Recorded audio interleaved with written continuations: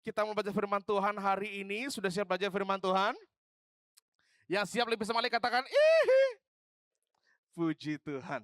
Nah, saudara, sepanjang bulan ini kita akan membahas satu tema yang luar biasa yang kita beri judul Heaven Come Down. Katakan dengan saya, Heaven Come Down. Ya, yang artinya secara harfiah surga turun ke bumi. Ya, nah ini tema yang luar biasa, saudara. Saya yakin dan percaya saudara akan diberkati di sepanjang bulan ke depan ini. Jadi saudara boleh untuk keluarkan buku catatan saudara, untuk saudara catat firman Tuhan, keluarkan HP saudara, jangan untuk WA, jangan untuk IG-an, tapi untuk catat firman Tuhan. Amin. Nah, minggu depan saudara, sepanjang bulan ini pembahasan-pembahasan yang kita bahas ada 2 poin besar saudara. Ya, nah yang pertama kita akan bahas latar belakangnya dari tema ini. Nah itu hari ini kita akan bahas saudara. Nah minggu depan selanjutnya kita akan memaknai, belajar makna dari Heaven Come Down ini saudara. Dari Injil Yohanes, dari Injil Lukas, Injil Matius. Ya, dan Injil Matius ada 2 saudara. Yang pertama kita akan belajar Injil Matius pasal 2. Ya, dan berikutnya kita akan belajar Injil Matius pasal 1. Ya, jadi kita akan melihat dari keseluruhan kitab Injil saudara. Dan saya kira percaya saudara akan diberkati dengan firman Tuhan ini. Ya, jadi siapkan hati saudara untuk mengerti apa yang Tuhan sedang kerjakan di dalam hidup saudara. Yang mau katakan amin. Ya, nah hari ini kita akan belajar latar belakangnya saudara tema ini. Kita akan belajar dari ayat yang menjadi inti dari Heaven Came Down. Ya, kita buka dalam kitab Yohanes pasal 14 ayat 1. Ya, kita baca sama-sama yuk. 1, 2, 3. Firman itu telah menjadi manusia dan diam di antara kita. Dan kita telah melihat kemuliaannya, yaitu kemuliaan yang diberikan kepadanya sebagai anak tunggal Bapa, penuh kasih karunia dan kebenaran. Yang percaya katakan amin. Ya, yang pertama kita ingin lihat saudara dari ayat yang luar biasa ini adalah tulisan dari Rasul Yohanes saudara. Dia berkata firman itu, ya, firman itu telah menjadi manusia, ya. Saudara, ini perkataan Yohanes kalau saya katakan pernyataan yang sungguh luar biasa saudara, ya. Ini pernyataan yang tidak kita lihat secara gamblang saudara di dalam kitab Injil yang lainnya. Kalau kitab Injil yang lainnya membuka kitabnya dengan sejarah, ya. Tapi kalau Yohanes langsung saudara kepada intinya, ya, dari kristologi, dari tentang siapakah Yesus itu, ya. Nah, jadi kita akan melihat saudara siapakah firman itu, ya. Next slide. Nah, kata firman itu saudara di dalam bahasa aslinya itu adalah logos. Katakan dengan saya logos. Ya, logos dalam sederhana, saudara, artinya adalah kata atau dalam bahasa Inggrisnya word. Ya, maka dalam bahasa Inggris dikatakan in the beginning was the word. Ya, kata, firman, saudara. Ya, namun kalau kita melihat kepada apa yang Yohanes jelaskan mengenai kata logos ini, saudara, nah kita dapat melihat bahwa logos dalam pengertiannya itu bukan sekedar kata. Ya, coba kita lihat kitab Yohanes pasal 1 ayat 1. Dikatakan seperti ini, saudara. Pada mulanya adalah firman. Firman itu bersama-sama dengan Allah dan firman itu adalah Allah. Nah, saya tampilkan terjemahan bahasa Indonesia sehari-hari, saudara katakan seperti ini. Pada mulanya sebelum dunia dijadikan, sabda atau firman itu sudah ada. Sabda ada bersama Allah dan sabda sama dengan Allah. Ya. Jadi kalau kita perhatikan saudara dari perkataan Yohanes di ayat 1 ini, next slide. Logos yang dijelaskan oleh Rasul Yohanes ini bukan sekedar kata, ya. Logos yang dijelaskan oleh Yohanes itu memiliki hakikat dan sifat dari Allah. Nah, coba kita lihat satu-satu ya saudara ya. Kalimat yang pertama mengatakan bahwa pada mulanya adalah firman. Ya, kalau tadi dalam terjemahan bisa dikatakan pada mulanya sebelum dunia dijadikan sabda sudah ada. Nah, saudara perhatikan. Di sini Yohanes menggunakan satu kalimat yang saya yakin saudara sering dengar. Ya, kalimat apa itu saudara? Pada mulanya. Itu di mana saudara temukan kalimat itu? Pada mulanya. Di mana? Kejadian 1 ayat 1. Kenapa saya katakan kita sering dengar, saudara? Karena kebanyakan dari kita tidak keluar dari kitab Kejadian, bahkan dari penciptaan, di situ-situ aja, saudara. Ya, tiap tahun kita mulai penciptaan lagi. Tapi ini berhenti di situ, saudara. Tapi tahun depan harus beda, amin. Ya, harus keluar dari kitab Kejadian. Yang mau katakan amin. Ya, jadi jangan sampai saudara setiap mulai pada mulanya ya, nggak pernah lanjut lagi, saudara. Ya, jadi menarik, saudara. Yohanes di sini memakai kata atau kalimat pada mulanya yang sama dengan kitab Kejadian 1 ayat 1. Pada mulanya Allah menciptakan langit dan bumi.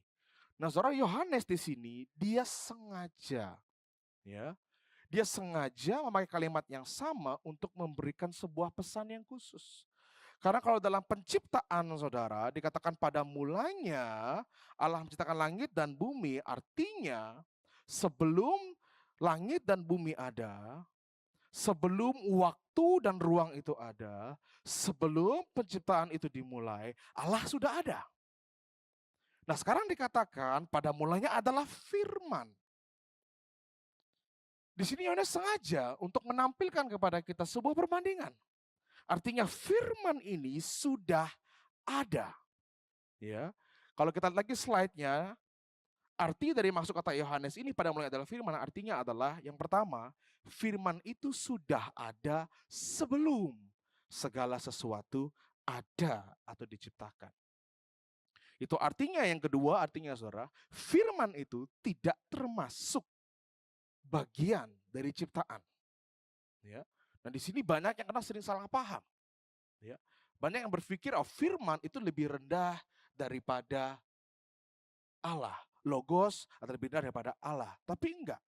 Dari kitab Yohanes pasal 1 kita tahu bahwa logos itu dikatakan dia sebelum segala sesuatu ada, dia sudah ada. Artinya termasuk bagian dari ciptaan, saudara. Ya. Artinya juga firman itu tidak memiliki titik awal. Ya. Artinya dia bersifat kekal, saudara. Ya. Kalau dikatakan pada mulanya sebelum segala sesuatu, firman itu sudah ada. Artinya dalam masa kekekalan itu, saudara, dia sudah ada dan dia terus ada, saudara. Ya. Jadi firman di sini itu bukan bicara benda, bukan bicara ciptaan, bukan bicara juga konsep, saudara. Melainkan kalau kita tahu bahwa dia sudah ada sebelum segala sesuatu ada, itu bicara mengenai pribadi ilahi, saudara. Ya, itu yang pertama. Lalu kalimat yang kedua mengatakan, slide berikutnya dikatakan bahwa firman itu bersama-sama dengan Allah. Artinya firman yang adalah pribadi yang dalam kekekalan itu adalah pribadi yang berbeda dari Allah. Kalau kita katakan di sini Allah kita sebagai Allah Bapa, dari Allah Tritunggal, saudara. Berarti sang firman ini itu bukan Allah Bapa, tapi dalam waktu itu firman itu dia bersama dengan Allah. Kalau saya dan saudara bersama, artinya kita bukan satu orang, ada dua orang, saudara. Itu mengapa dalam ayat 2, Yohanes pasal 1 ayat 2, dikatakan lebih jelas, dikatakan sejak semula ia bersama Allah. Kalau dalam terjemahan BIS-nya ya, saudara ya. Nah, berikutnya kita lihat lagi. Nah, kata bersama-sama, saudara, ya, itu dalam bahasa aslinya adalah pros, ya. Artinya menghadap kepada atau berjalan ke suatu arah bersama, saudara. Tapi mereka dikatakan menghadap. Kalau saya gambarkan, saudara, bersama ini bukan bersama, kalau misalnya kita naik kereta, saudara, misalnya kereta yang duduknya berdua, di depan ada dua, gitu ya. Di sini bersama itu bukan firman di sini, Allah di sini, enggak. Tapi dalam gambarannya firman dan Allah itu berhadapan, saudara. Ya. Jadi menggambarkan ada sebuah hubungan, ya, di dalam di antara firman dan Allah. Ya, ada hubungan, saudara. Mereka saling berhadapan, bukan berdampingan, saudara. Dan ini menunjukkan, saudara, firman itu sejajar dengan Allah. Firman adalah pribadi, kalau kita katakan bukan bawahannya Allah. Firman bukan malaikat. Firman bukan ciptaan, seperti saya katakan tadi. Firman memiliki derajat yang setara dengan Allah, saudara. Ya, lalu dikatakan, kita lihat lagi slide-nya, kata bersama-sama ini bukan kebersamaan yang pasif, ya, namun kebersamaan yang aktif, saudara. Ya, hal ini menunjukkan ada hubungan kesatuan antara firman itu dengan Allah, kedekatan yang tidak terpisahkan. Itu mengapa dalam kitab Yohanes pasal 1 ayat 18 digambarkan. Ya, seperti apa hubungan yang intim itu? Coba kita lihat ya, kitab Yohanes pasal 1 ayat 18. Bisa ditampilkan, dikatakan seperti ini. Tidak ada seorang pun yang pernah melihat Allah, tetapi anak tunggal Allah yang ada di pangkuan Bapa. Jadi Yohanes menggambarkannya hubungan yang begitu intim, saudara. Begitu dekat. Itu mengapa kalau dalam terjemahan BIS-nya, dalam bahasa Indonesia sehari-hari dikatakan seperti ini, saudara. Tak ada yang pernah melihat Allah selain anak tunggal Bapa yang sama dengan Bapa. Dan katakan apa? Dan erat sekali kepadanya. Artinya hubungan yang ada antara sang firman dan Allah Bapa itu adalah hubungan yang begitu erat, saudara. Ya. Berikutnya, kalimat yang ketiga dikatakan, dan firman itu adalah Allah. Ya. Bukan artinya firman adalah pribadi yang sama. Namun artinya firman itu memiliki esensi atau hakikat yang sama dengan Allah Bapa. Karena kita tahu dari kalimat yang sebelumnya dikatakan bahwa firman itu bersama-sama dengan Bapa. Jadi ada dua pribadi, saudara. Nah, dalam kalimat berikutnya Yohanes mengatakan bahwa firman itu pribadi yang berbeda dengan Bapa, dia adalah Allah. Dia memiliki hakikat yang sama dengan Allah. Itu mengapa kalau dia adalah Allah, boleh kita buka lagi slide-nya. Ya. Sifat Allah yang dicatat oleh Yohanes, saudara, dari kita yang pertama dia kekal, dia sudah ada sebelum segala sesuatu diciptakan, saudara. Lalu di ayat 3 dikatakan bahwa dia pencipta. Boleh kita buka? Ya, Yohanes pasal 1 ayat 3 dikatakan seperti ini, saudara. Segala sesuatu dijadikan oleh dia, oleh sang firman itu. Dan tanpa dia tidak ada suatu pun yang telah jadi dari segala yang telah dijadikan. Lalu ayat 4 kita lihat. Dia adalah sumber dari kehidupan. Dikatakan seperti ini. Dalam dia ada hidup. Dan hidup itu adalah terang manusia. Kalau kita lihat dalam terjemahan BIS-nya dikatakan seperti ini, saudara. Ya, sabda itu apa? Sumber hidup. Dan hidup itu memberi terang kepada manusia. Nah, di ayat berikutnya ayat 5 dikatakan bahwa dia adalah terang. Terang itu bercahaya dalam kegelapan dan kegelapan itu tidak menguasainya. Jadi kita bisa melihat, saudara, bahwa sang firman itu tadi kita baca adalah pribadi yang berbeda dengan Allah. Tapi dia juga adalah Allah, artinya memiliki hakikat yang sama dengan Allah. Ya. Jadi firman itu bukan lebih rendah daripada Allah atau ciptaannya Allah, enggak.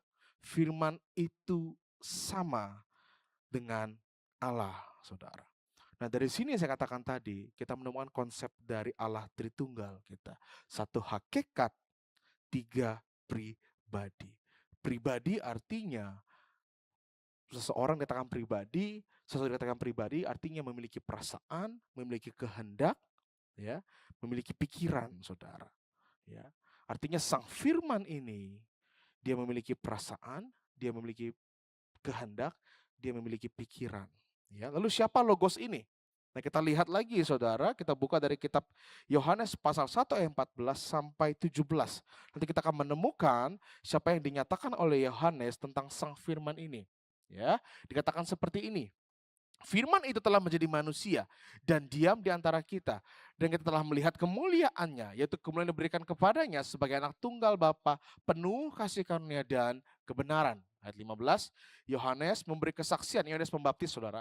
Yohanes Pembaptis memberi kesaksian tentang dia dan berseru, katanya, inilah dia yang kumaksudkan ketika aku berkata, kemudian daripadaku akan datang dia yang telah mendahului aku, sebab dia telah ada sebelum aku. Ayat 16, karena dari kepenuhannya kita semua telah menerima kasih karunia demi kasih karunia. Ayat 17, sebab hukum Taurat diberikan oleh Musa, tetapi kasih karunia kebenaran datang oleh siapa saudara?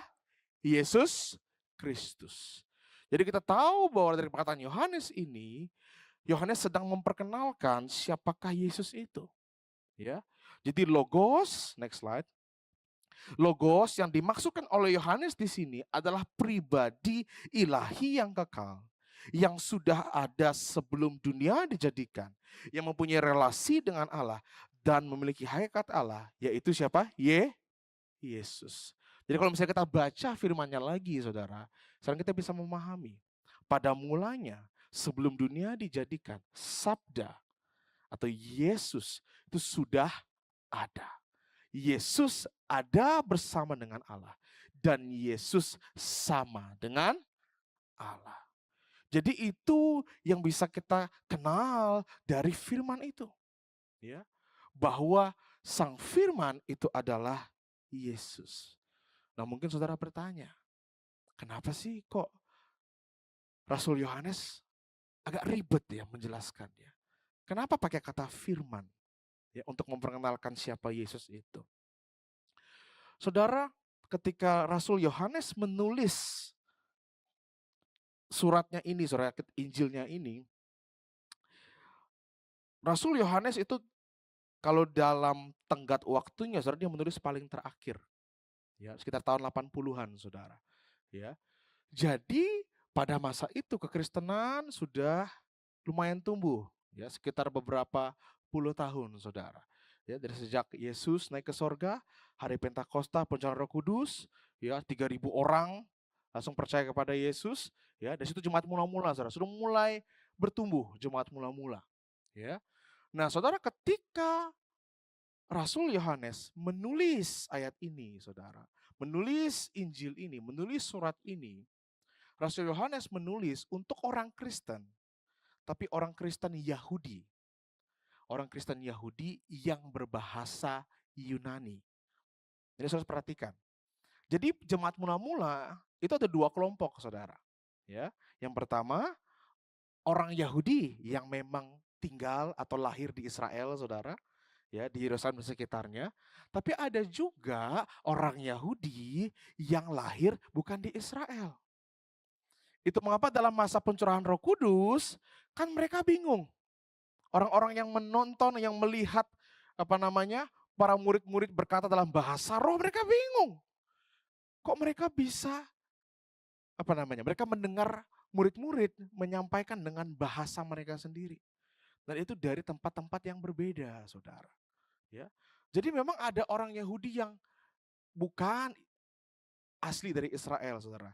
Dan mereka pakai bahasanya bahasa Yunani, saudara. Karena bahasa Yunani adalah bahasa yang umum pada masa itu. Ya, bahasa internasionalnya lah. Kalau sekarang kita kan bahasa Inggris, ya.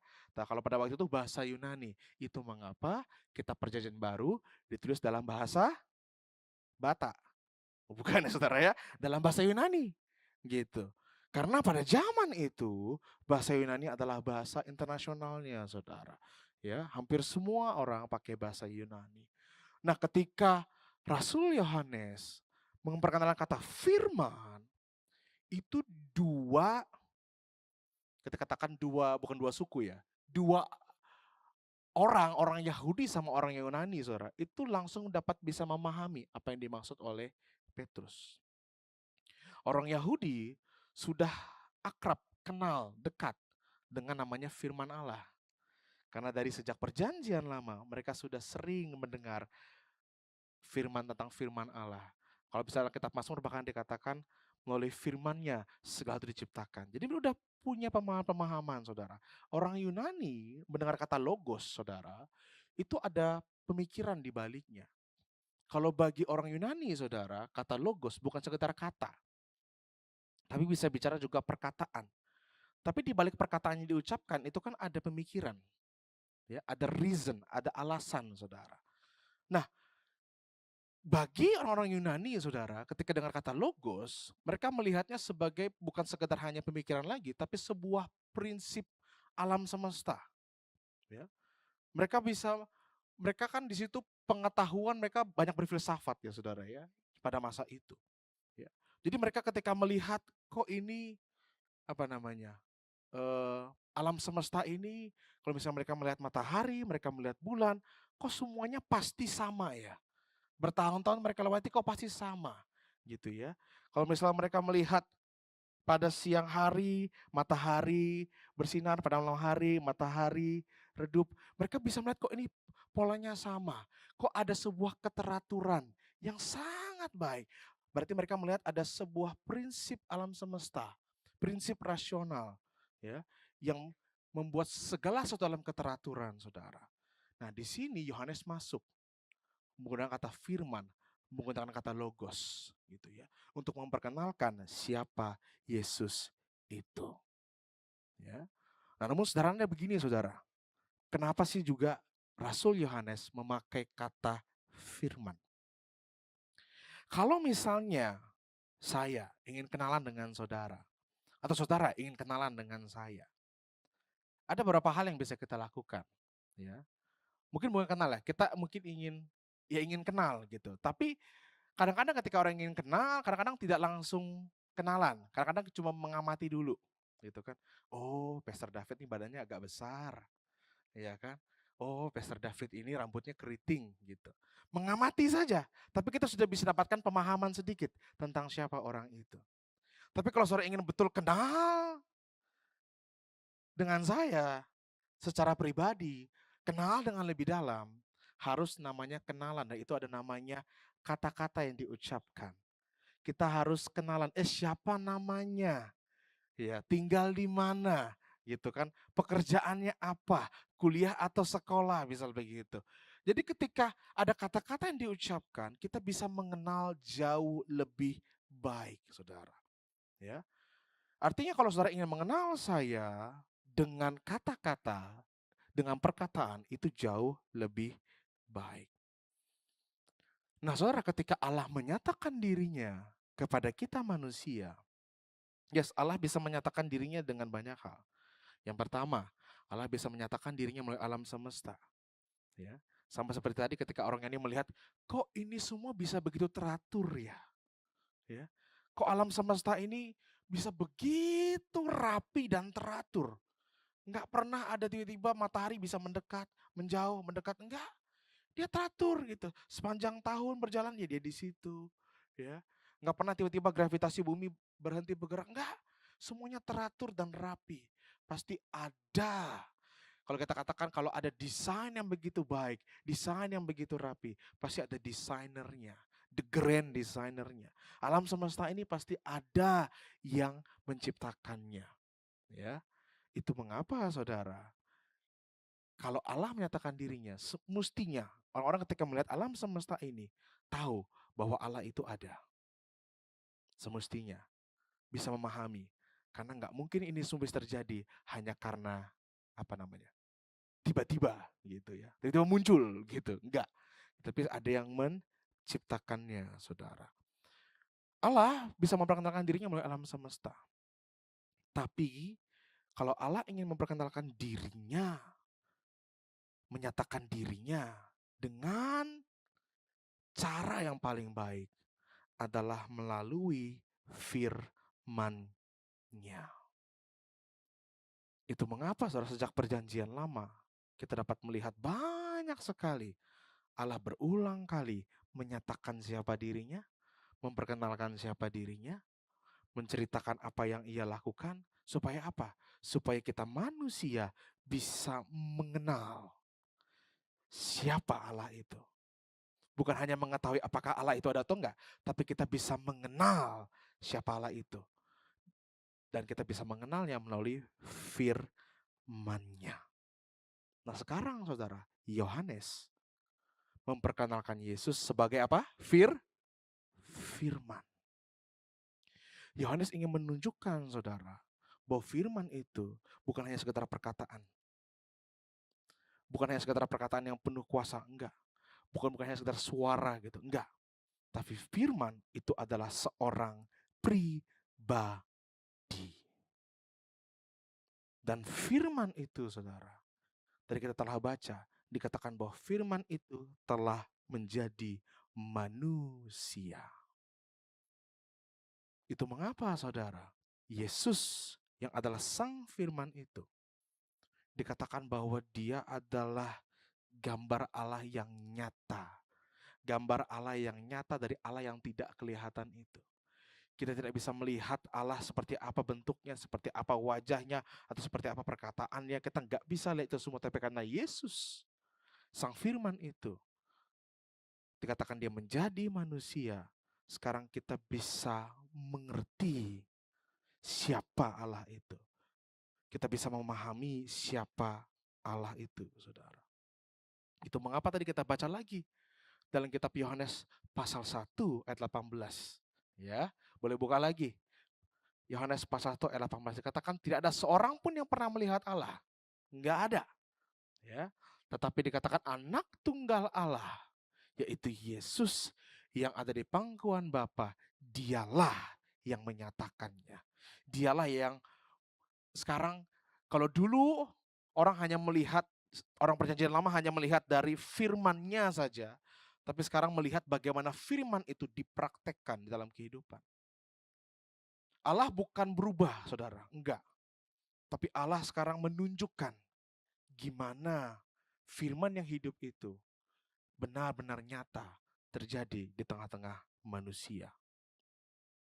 Itu mengapa kalau kita ingin mengenal siapa Allah itu, tidak perlu cari ke tempat lain.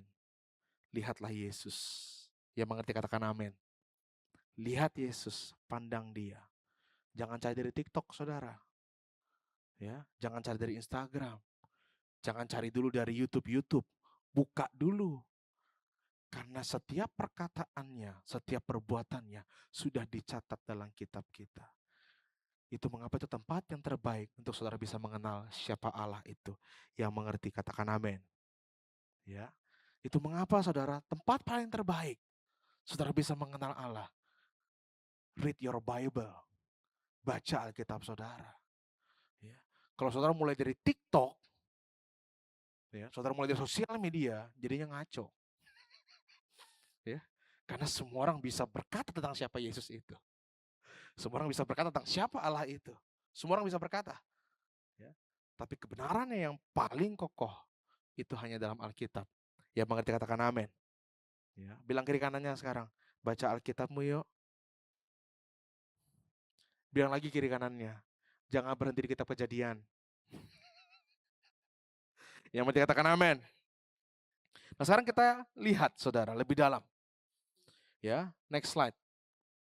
Dikatakan bahwa firman itu telah menjadi manusia dan diam di antara kita. Sang firman itu, yaitu adalah Yesus, sekarang telah menjadi manusia. Apa artinya Yesus menjadi manusia? Ya, next slide. Firman yang penuh kuasa, kreatif dan dinamis, yang di dalamnya Allah menciptakan segala sesuatu, serta dapat membimbing, mengarahkan dan mengatur alam semesta dan pikiran manusia, sekarang telah dikatakan menjadi manusia. Menjadi manusia artinya menjadi seorang pribadi yang dapat dilihat dengan mata jasmani, dapat disentuh dengan tangan, dapat didengar suaranya. Ini yang disebut sebagai inkarnasi. Katakan dengan saya, inkarnasi. Ya, coba kita lihat dulu kitab 1 Yohanes pasal 1 ayat 1. Ya. 1 Yohanes pasal 1 ayat 1. Dikatakan seperti ini, saudara. 1 Yohanes 1 ayat 1. Apa yang telah ada sejak semula? Lalu dikatakan yang telah kami dengar. Artinya Rasul Yohanes dan murid-muridnya, mereka dengar langsung. Ya. Lalu yang telah kami lihat dengan mata kami. Ya, dengan mata jasmani, bukan mata rohani lagi, mata jasmani. Yang telah kami saksikan dan yang telah kami raba dengan tangan kami. Artinya murid-muridnya memegang Yesus. Mereka hidup bersama dengan Yesus. Tentang firman hidup, itulah yang kami, para murid-murid, tuliskan kepada kamu. Ayat 2, next. Hidup itu telah dinyatakan. Dan kami telah melihatnya. Dan sekarang kami bersaksi dan memberitakan kepada kamu tentang hidup kekal yang ada bersama-sama dengan Bapa dan yang telah dinyatakan kepada kami. Jadi saudara, Yesus yang adalah Sang Firman itu, yang kita tahu bahwa dia sudah ada sebelum segala sesuatu ada. Dia sudah bersama-sama dengan Allah sejak semula. Dan dia adalah Allah. Artinya dulu dia tak terbatas. Dulu dia maha hadir. Dulu dia tidak terbatas oleh ruang dan waktu. Tapi sekarang firman itu telah menjadi manusia. Dia yang tak terbatas menjadi terbatas, saudara. Itu mengapa para murid-murid tadi berkata, yang sudah ada sejak semula ini, Sang Firman hidup itu sudah kami dengar, sudah kami lihat dengan mata kami, sudah kami raba. Dan itu yang mereka lihat. Artinya yang tak kelihatan itu sekarang menjadi kelihatan, saudara. Ada di depan mata mereka. Ya. Dan saudara, ini sudah kita pelajari. Sudah pernah saya ajarkan. Ya, sudah pernah kita bahas. Inkarnasi itu artinya menjadi daging. Artinya Allah, Yesus Sang Firman yang adalah Allah, dia menjadi daging, saudara. Dia menjadi sama dengan kita. Dan caranya gimana? Yang adalah Allah, kok bisa jadi manusia? Dengan yang namanya kenosis. Katakan dengan saya kenosis. Masih ingat apa kenosis, saudara? Itu kayak nama restoran deh, Vester. Tapi harus mengerti ini, karena ini juga adalah salah satu doktrin iman kita. Ya, coba kita buka Filipi pasal 2 ayat 6 sampai 7. Ya. Filipi pasal 2 ayat 6 sampai 7.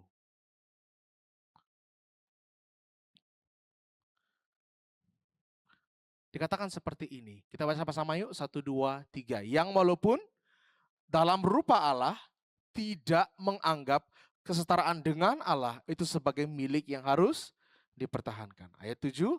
Melainkan telah mengosongkan dirinya sendiri dan mengambil rupa seorang hamba dan menjadi sama dengan manusia. Jadi di sini saudara, Yesus dikatakan bahwa dia mengosongkan dirinya. Kenosis. Katakan dengan saya kenosis. Ya, dia mengosongkan dirinya. Ya, mengosongkan di sini bukan artinya jadi kosong total. Artinya dia menghilangkan keilahiannya. Ya, dikatakan bahwa yang dia adalah Allah, ya, lalu mengosongkan bukan artinya dia sekarang keilahiannya hilang semua, bukan, ya. Lalu dia pure jadi manusia, lalu dia bukan Allah lagi, bukan, saudara. Ya, Yesus menjadi atau Yesus kenosis itu artinya dia membatasi dirinya, saudara. Ia tetap Allah sepenuhnya. Hakikatnya sebagai Allah itu tetap ada. Sifatnya, atributnya itu tetap ada, saudara. Dia maha hadir, dia maha kuasa, ya, dia kekal. Itu tetap ada pada Yesus, saudara. Tapi dengan kenosis artinya apa? Dengan sadar Yesus memilih untuk membatasi, untuk mungkin kita akan mengasampingkan, untuk tidak menggunakan keilahiannya. Jadi Yesus yang adalah Allah, ketika dia menjadi manusia, kalau kita gambarkan dia sekarang menambah satu natur yang baru dalam hidupnya, yaitu natur manusia. Itu mengapa, buka lagi slide-nya. Yesus sejatinya dia adalah manusia dan sejatinya adalah Allah. Yesus bukan manusia yang Superman. Misalnya kita gambarkan, dia punya kekuatan super. Enggak. Dia pure manusia, saudara, sejatinya manusia, tapi dia juga sejatinya Allah.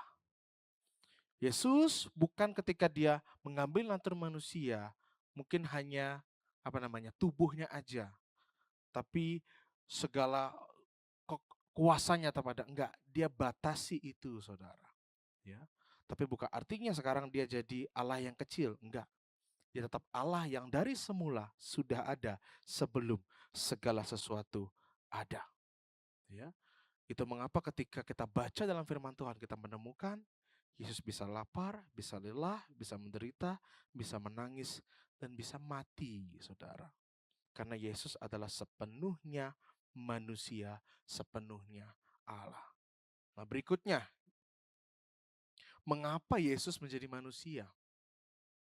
Di ayat 12 dikatakan seperti ini. Kita baca sama-sama yuk. 1, 2, 3. Tetapi semua orang yang menerimanya diberinya kuasa supaya menjadi anak-anak Allah. Yaitu mereka yang percaya dalam namanya. Yang percaya katakan amin. Next slide. Mengapa Yesus jadi manusia? Yang pertama, saudara. Sifat Allah itu kudus. Ia tidak bisa kompromi dengan dosa. Dan yang kedua, sifat Allah itu adil. Ia tidak bisa mengabaikan dosa. Allah itu kudus artinya, saudara, Allah tidak bisa di dalam satu ruangan bersama dengan dosa. Enggak bisa, saudara. Allah terpisah. Kudus artinya terpisahkan, saudara. Dia murni, dia sempurna, dia tidak bercacat. Tidak ada kejahatan dalam hatinya, saudara. Dia terpisah dari dosa. Tidak bisa disatukan dengan dosa. Artinya, jika kita ingin bersama dengan Allah, tidak boleh ada dosa sedikit pun di dalam kehidupan kita. Artinya kita harus jadi sempurna. Sekarang siapa yang sempurna boleh angkat tangannya.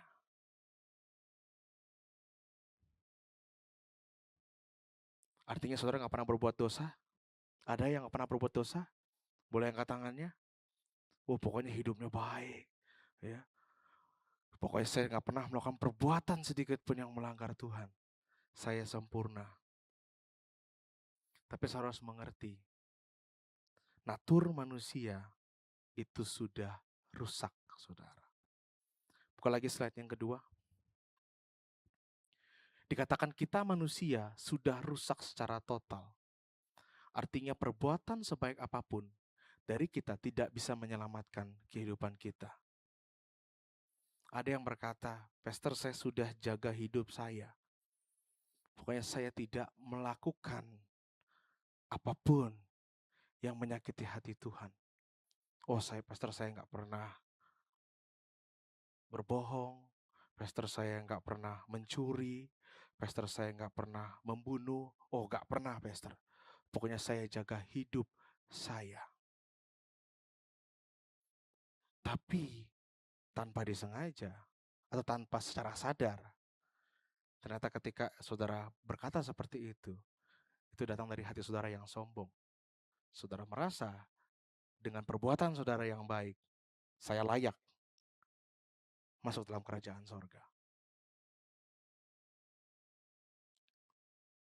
Karena dosa, saudara, itu bukan hanya bicara mengenai tindakan yang di luar, tapi juga bicara mengenai apa yang dalam hati kita. Ya. Kalau di luar kita bisa senyum, kita bisa ramah, ya kan, ketika ketemu dengan orang gitu. Tapi kadang di hati kita, ketemu orang ini lagi, gitu ya. Kadang-kadang apa yang diucapkan kita dengan apa yang di hati kita bisa berbeda. Ya. Terkadang hati kita bisa banyak menipunya, saudara. Itu mengapa kalau firman Tuhan katakan, Roma 3 ayat 23, semua manusia telah berbuat dosa. Jadi ini bukan berbicara mengenai hal-hal yang lahiriah saja, tapi juga bicara mengenai hal yang ada dalam hati kita. Atau bahkan mungkin sekarang kita berpikir, oh ini dosa kecil, bah. Bukan dosa besar kok. Saya nggak pernah ngancurin hidup orang. Saya tidak pernah membunuh, nggak pernah mencuri gitu. Ini dosa kecil aja. Atau mungkin kita katakan ini bohong putih. Ya, mungkin ini bohong putih gitu. Tapi saya harus mengerti dosa adalah dosa. Kalau dosa pada arti dari kata aslinya, saudara, hamartia, dosa itu artinya sesuatu yang melenceng dari target. Ya, digambarkan sebagai orang yang memanah, ketika panah itu dilemparkan, targetnya sudah ada, tapi melenceng, saudara. Kalau dikatakan bahwa target itu 100, tapi kita 99,9, maka dikatakan kita melenceng, saudara. Itu artinya dosa, saudara. Jadi, pada kenyataannya, setiap dari kita, tidak ada yang bisa masuk dalam kerajaan sorga. Tidak ada yang bisa. Karena Allah yang kudus itu, Allah yang menuntut untuk kesempurnaan, saudara. Nah, saudara harus mengerti juga dosa. Kalau kita baca dalam kitab Roma pasal 6 ayat 23, dikatakan upah dosa ialah maut. Saudara, dosa itu, kalau dikatakan upah dosa ialah maut, upah itu adalah sesuatu yang harus dibayarkan. Artinya ketika kita berbuat dosa, itu ada hutang yang harus dibayarkan. Ada maut, kematian yang harus terjadi dalam hidup kita ketika kita berbuat dosa. Saya tidak bicara hanya kematian secara fisik, tapi kematian secara rohani, kematian kekal, itu juga upah dari dosa, saudara. Ya. Ketika kita berbuat dosa, ada hutang yang harus dibayar. Ya. Upah dosa itu, yaitu maut itu, saudara. Ya. Jadi kita manusia, ketika kita berbuat dosa, saudara, walaupun kita sudah melakukan 99,9%, tapi 0,1 adalah dosa, ada hutang yang harus dibayar, saudara. Dan karena kita sudah rusak total, perbuatan baik kita tidak bisa menyelamatkan kita. Itu mengapa? Yang ketiga. Next slide. Karena manusia tidak akan pernah bisa mencapai Allah, maka Allah lah yang harus datang turun kepada manusia. Itu mengapa? Karena Allah itu kasih. Allah bukan hanya kudus, Allah bukan hanya adil, tapi Allah itu kasih, sehingga Yesus turun ke dunia, lahir di kandang domba, supaya sekarang kita menjadi anak-anak Allah. Yang mengerti katakan amin. Saudara, ketika Yesus turun ke dunia, purpose-nya, saudara, itu untuk mati bagi kita. Kenapa? Karena ada hutang dosa tadi. Upah dosa ialah maut. Itu mengapa Yesus harus turun menjadi manusia, menggantikan upah dosa itu, membayar, melunasi hutang itu. Sehingga dia harus mati, sehingga kita yang dulunya harus mati, sekarang beroleh kehidupan. Itu mengatakan kitab Markus pasal 10 ayat 45. Boleh dibuka? Kita baca sama-sama yuk, kitab Markus. Pemain musik boleh maju ke depan. Kitab Markus pasal 10 ayat 45 dikatakan seperti ini. Karena anak manusia juga datang bukan untuk dilayani, melainkan untuk melayani. Kita baca sama-sama yuk. Dan untuk memberikan nyawanya menjadi tebusan bagi banyak orang. Di sini dikatakan tebusan, saudara. Karena kita punya hutang yang harus dibayar. Yaitu kematian itu, maut itu. Maka sekarang, Yesuslah yang menebus kita. Dia yang menjadi tebusan. Sekarang hutang kita yang tidak bisa kita bayar. Karena kita adalah manusia yang terbatas. Kita adalah manusia yang tidak bisa menanggung dosa kita sendiri. Karena kita tidak suci, kita tidak murni, kita selalu ada dalam dosa, maka kita tidak bisa menyelamatkan diri kita sendiri. Itu mengapa Yesus dikatakan, dia datang untuk memberikan nyawanya, untuk mati bagi kita, menjadi tebusan bagi banyak orang. Itu mengapa, saudara? Ketika saudara mengerti apa arti Natal, Inilah inti dari Natal itu. Yang mengerti katakan amin. Ketika saudara melihat Natal, Natal bisa berbicara mengenai banyak hal. Natal bisa bicara mengenai perayaan yang meriah. Natal bisa bicara mengenai dekorasi yang warna-warni yang kelap-kelip. Natal juga bisa bicara mengenai, oh this is holiday season, musim liburan. Tapi kalau saudara menantikan semua itu tanpa menantikan Yesus, maka Natal itu adalah kesia-siaan dalam kehidupan saudara. Kalau Natal saudara rayakan tanpa Yesus, saudara kehilangan yang esensinya. Itu kayak kita merayakan ulang tahun seseorang, tapi orang itu nggak ada, saudara. Tapi kita rayakan aja. Pernah nggak? Pernah, saudara. Ya. Saya pernah merayakan ulang tahun anak saya yang pertama, saudara. Ya, dulu waktu umurnya masih 1 tahun. Ya, kita rayakan ulang tahunnya. Wah, kita bikin acara yang meriah, acara yang seru, kita undang banyak orang, saudara. Ya, tapi waktu acara ulang tahun, dia tidur. Karena dia nggak kuat, ngantuk, dia tidur. Tapi apakah acaranya berhenti? Oh enggak. Terus kita rayakan. Ya, yang penting seru. Yang penting, wah, this is penuh sukacita. Wah, ini penuh kebahagiaan. Gitu. Tapi yang dirayakan sedang tidur. Dia tidak ikut dirayakan di situ, saudara. Yang penting acaranya berjalan. Nah, jangan sampai saudara melewati bulan Natal kehilangan esensinya. Yang mengerti katakan amin.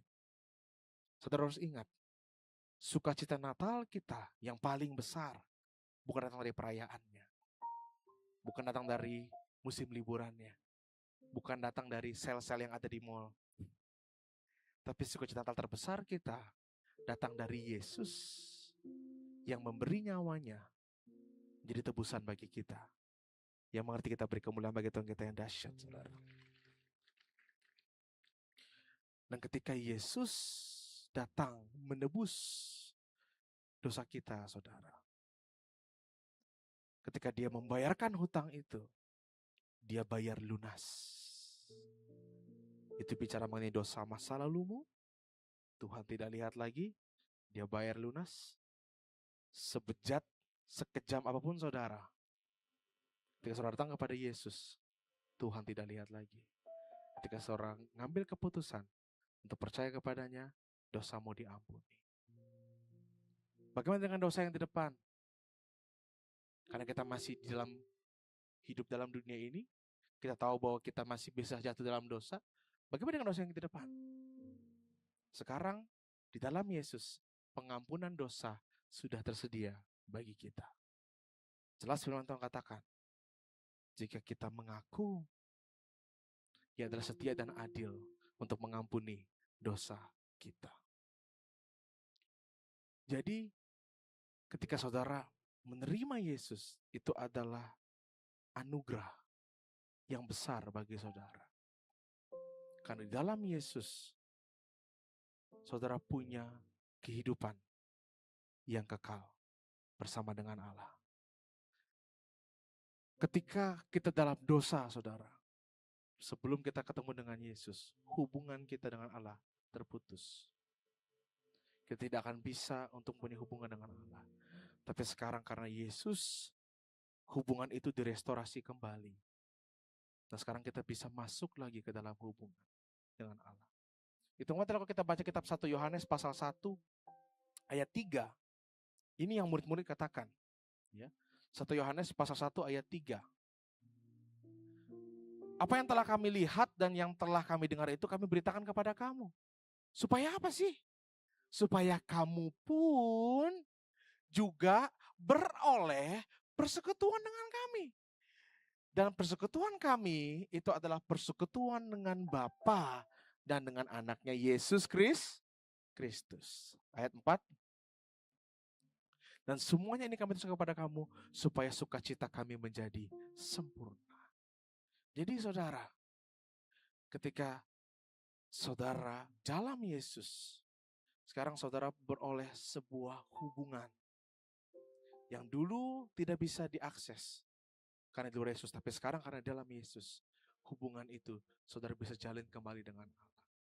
Dan hubungan itu adalah hubungan yang dibayar dengan mahal, saudara. Dibayar dengan nyawanya. Oleh karena itu saudara yang jadi anak-anak Tuhan. Kalau dikatakan tadi kitab Yohanes pasal 12, kita jadi anak-anak Allah. Jangan sia-siakan pengorbanan Yesus. Amin. Dia sudah relakan. Dia meninggalkan kesetaraan dengan Allah. Dia mengambil rupa menjadi hamba sama menjadi manusia. Supaya dia bisa mati untuk kita. Jangan sia-siakan pengorbanan itu. Jadi kalau saudara datang ke ibadah, misalnya di hari Minggu ini, datang ibadah Natal di sini, jangan lakukan hanya sebagai checklist. Oh, yang penting saya sudah ke gereja. Orang Kristen, checklist. Jangan, saudara. Datanglah dengan rasa syukur. Karena saudara bisa ada di hadiratnya Tuhan. Saudara ada dalam persekutuan dengan Tuhan. Itu semua karena pengorbanan Yesus. Yang ngerti katakan amin. Dan kalau saudara juga mengerti ini, bahwa saudara adalah orang yang dibeli dengan harga yang mahal. Kalau saudara mengerti bahwa dulu semestinya kita nggak layak terima itu. Tapi karena kasih karunia-Nya, sekarang kita beroleh hidup yang kekal itu. Jangan sampai kita melihat diri kita menjadi orang yang lebih suci daripada saudara kita. Lalu kita mulai melihat mereka dengan pandangan yang lebih rendah. Seperti orang-orang Farisi yang berdoa, syukur aku gak kayak mereka Tuhan. Jangan seperti itu saudara, amin. Saudara yang sudah dibeli dengan harga yang mahal, lihat saudara seimanmu, walaupun dalam perjuangan, support mereka, dorong mereka. Itu sukacita Natal yang saudara bisa lakukan dalam hidup saudara. Ya, malah jangan jadi saudara dalam sukacita Natal ini saudara malah yang menghilangkan sukacita itu, jangan. Tapi jadi berkat bagi orang sekitarmu. Dan yang terakhir saya mau katakan saudara, sukacita Natal yang kita terima, yang dahsyat ini, yang ajaib ini. Dikatakan tadi kita buka lagi kitab Yohanes pasal 1 ayat 12. Boleh ditampilkan lagi? Kitab Yohanes pasal 1 ayat 12. Tetapi semua orang yang menerimanya diberinya kuasa supaya menjadi anak-anak Allah. Yaitu apa saudara? Mereka yang percaya dalam namanya. Syarat untuk kita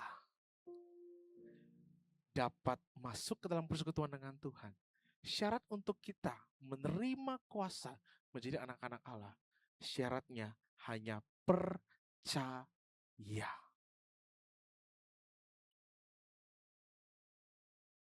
Tuhan gak bilang, oh tunggu kamu hidupnya udah baik deh.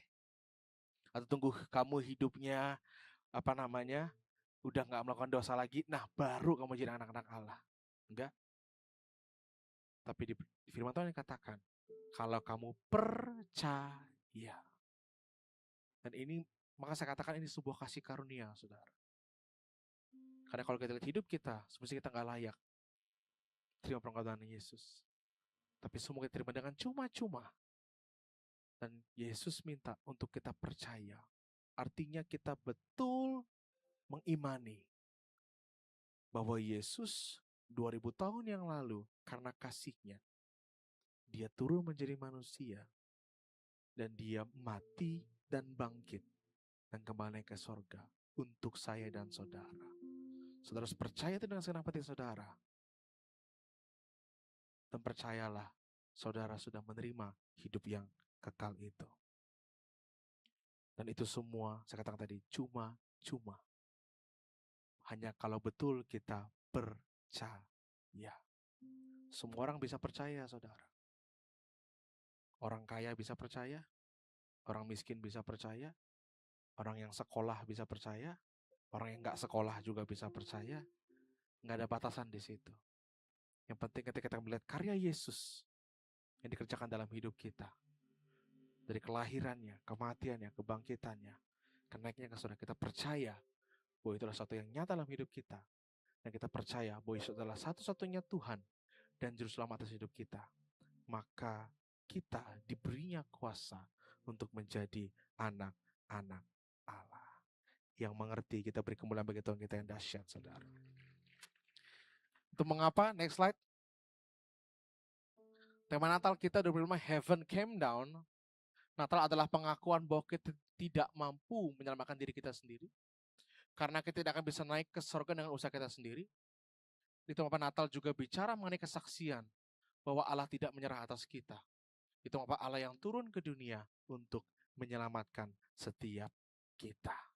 Dan ini saudara harus mengerti bahwa Yesus sangat mengasihimu. Bilang kiri kanannya, Yesus mengasihimu.